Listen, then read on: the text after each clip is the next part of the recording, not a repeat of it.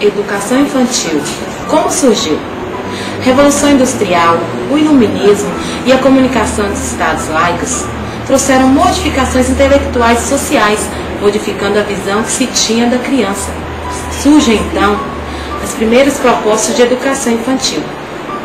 Se na sociedade feudal a criança começava a trabalhar aos 5 anos de idade, na sociedade burguesa ela passa a ser alguém que precisa ser cuidada, escolarizada e preparada para o futuro. A educação se torna mais pedagógica e menos empírica. Surgem assim as primeiras creches para abrigarem crianças cujas mães trabalhavam na indústria. Elas se distinguiam, sobretudo, pela faixa etária das crianças, pela sua origem e pela sua inserção social. Já no século XIX, para as crianças de 0 a 3 anos de idade, foram criadas as creches e a partir dos 3 anos criam-se as salas de asilo, que posteriormente são chamadas escolas maternais, tendo como objetivo geral assistir a educação da criança pequena. Crescia o interesse de estudiosos pelo desenvolvimento das crianças. A escola infantil, criada em 1816 por Robert Owen, na Escócia. Jardim de infância, criado por Froebel em 1873, na Alemanha. Casa dei Bambini, Casa das Crianças, no início do século XX, na Inglaterra, por Maria Montessori. Essas instituições tinham uma preocupação, não só de educar e cuidar das crianças, mas também de transformar a estrutura familiar, de modo que as famílias pudessem cuidar melhor de seus filhos. Com a abolição e a proclamação da República, a sociedade abre portas para uma nova sociedade, impregnada com ideias capitalistas e urbano-industrial. O surgimento das creches aqui no Brasil foi um pouco diferente do restante do mundo. Enquanto no mundo a creche servia para as mulheres terem condições de trabalhar nas indústrias no Brasil, as creches populares serviam para atender não somente os filhos das mães que trabalhavam na indústria, mas também os filhos das empregadas domésticas. As creches populares atendiam somente o que se referia à alimentação, higiene e segurança física. Eram chamadas de Casa dos Espostos ou Roda. Além disso, as propostas de atendimento educacional da infância de 0 a 6 anos travavam de forma integrada as creches, as escolas maternais e os jardins de infância. No curso, compreenderam no Rio de Janeiro o Jardim de Infância do Colégio Menezes Vieira, de 1875, a criação do médico educador Joaquim José de Menezes Vieira, com sua esposa, Dona Carlota. Em São Paulo, o Jardim de Infância da Escola Americana, de 1877, e mais tarde o Jardim de Infância Caetano de Campos, anexo à Escola do Estado. Após a proclamação da República, ocorreram várias transformações sociais no país. Uma delas foi a fundação em 1899 do IPAI, Instituto de Proteção e Assistência à Infância, sediado no Rio de Janeiro. O surgimento do IPAI foi responsável por uma série de ações, movimento e discussões em torno da criação de creches, jardim de infância e maternidade. Nos anos 70, a educação oferecida à criança era vista como um mecanismo que poderia garantir o sucesso escolar futuro. No início dessa década, ocorreu uma importante mudança. Trata-se da Lei de Diretrizes e Bases, que trouxe relevantes mudanças no campo da educação destinada a crianças pré-escolares. Na década de 70, o atendimento educativo nas creches e pré-escolas públicas começa a ser reconhecido pelas políticas governamentais. Entretanto, essa educação ainda não estava assegurada por lei, tendo em vista que a Lei 5692 de 71, implantada nesse período, não definiu nenhum termo para designar a educação da criança na faixa etária anterior aos 7 anos, dificultando assim a sua expansão. Com a inserção das mulheres no mercado de trabalho, o projeto Casulo, em 1977, cujo o objetivo era atender um número gigantesco de crianças no aspecto educacional e alimentício, enquanto as mães trabalhavam. Na década de 80, discute-se a renovação das propostas pedagógicas nas creches e pré-escolas. A partir dessas discussões, as creches e pré-escolas passaram a ser reconhecidas na Constituição Federal, Brasil 1988, como direito da criança e dever do Estado. Nos anos 90, ocorreram várias conquistas no campo de educação brasileira, como a promulgação do Estatuto da Criança e do Adolescente, 1990, a Política Nacional de Educação Infantil, 1994, o reconhecimento do ensino infantil na Lei de Diretrizes e Bases, 9.394 de 96, a elaboração dos referenciais curriculares nacionais para a educação infantil, 1998.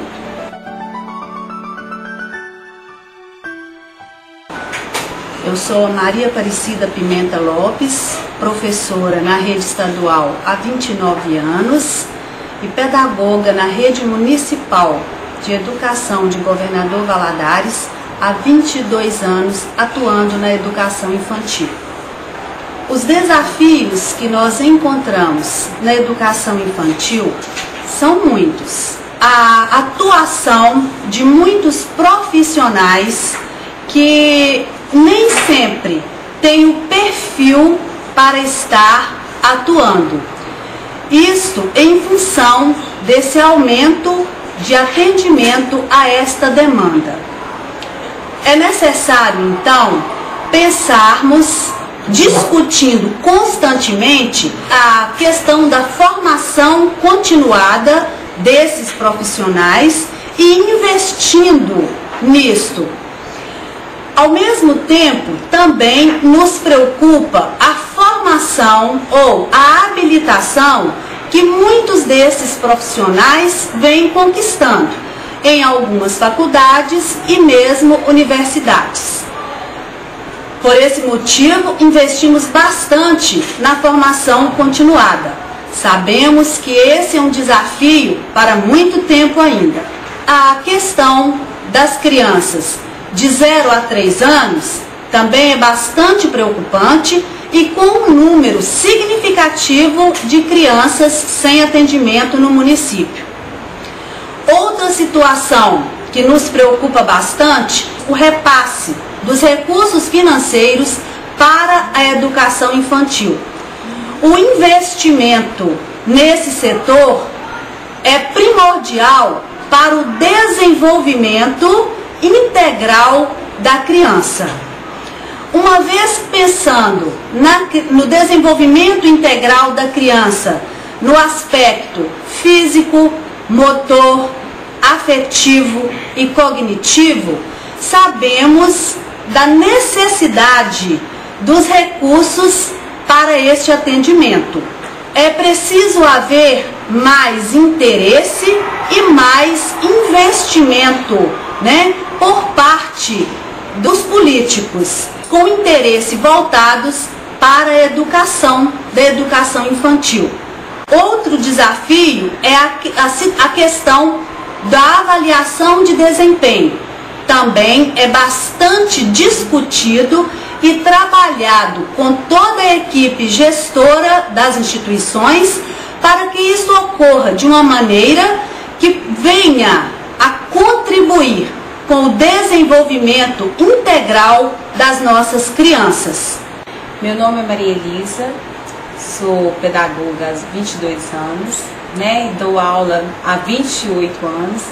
Estou nessa caminhada e principalmente trabalhei muitos anos na supervisão com educação infantil. Hoje, atualmente, trabalho também na Escola José Ângelo do Marco, onde a gente tem também educação infantil. E a gente vem falar hoje sobre os desafios da educação infantil. Nós temos inúmeros desafios, Eu acho que o primeiro, o mais primordial, é a questão da importância que a educação infantil tem e que muitas vezes não tem essa visão pelo poder público. As políticas educacionais se preocuparam com a ampliação da educação infantil, mas não se preocuparam com a prática, com os recursos e com o atendimento melhor aos professores que trabalham, né? O que faz, né? Eu acho que o desafio maior que faz com que a educação infantil seja eficaz é justamente ter certeza, ter propriedade para os profissionais que trabalham. Outro desafio também que nós temos são professores que muitas vezes precisam de formação continuada.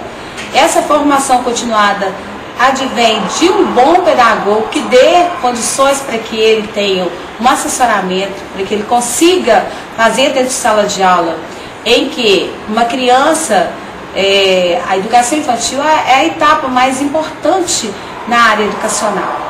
E é onde a gente pode citar Piaget, onde ele diz que a criança do 0 a 7 anos, que está nos dois estágios, sensório-motor e pré-operatório, é onde é a formação do caráter e da personalidade.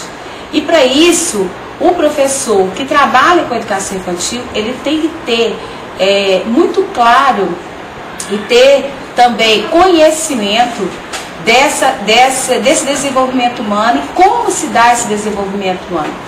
Então ele necessita saber desenvolver os diferentes aspectos para que ele seja bem trabalhado e que afetivamente ele construa um caráter e uma personalidade de hoje. Outro desafio também que eu acho muito importante são que mais a gente tem sobre a questão dos recursos didáticos.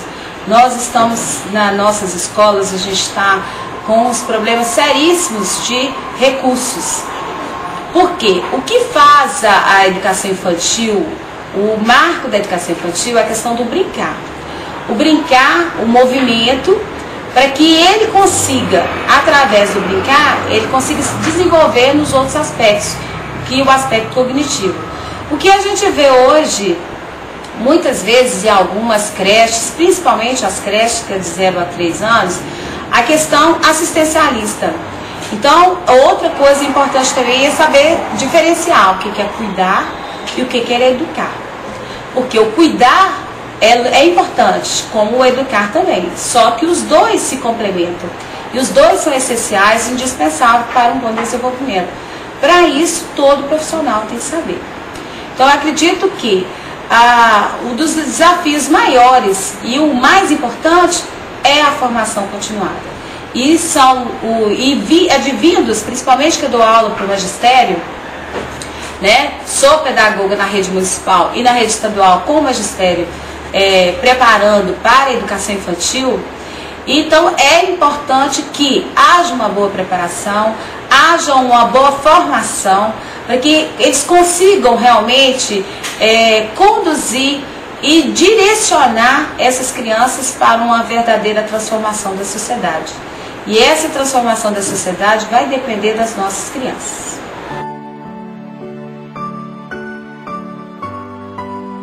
Constatamos que o direito à educação infantil, embora proclamada, é ainda um campo em construção na sociedade brasileira.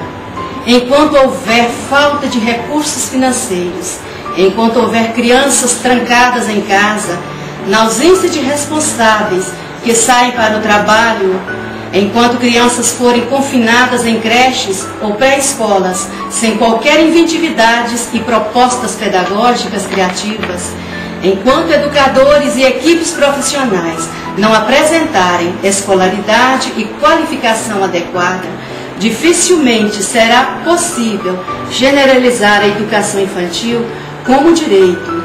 Mudar a realidade é um processo complexo. Depende da vontade política, da definição de políticas públicas e da demanda articulada dos profissionais, das famílias e da sociedade. É claro que já avançamos muito, mas temos ainda muito o que fazer. Enquanto houver crianças fora da escola, ou a escola não acolher com dignidade suas crianças, estaremos negando às crianças o direito de serem crianças.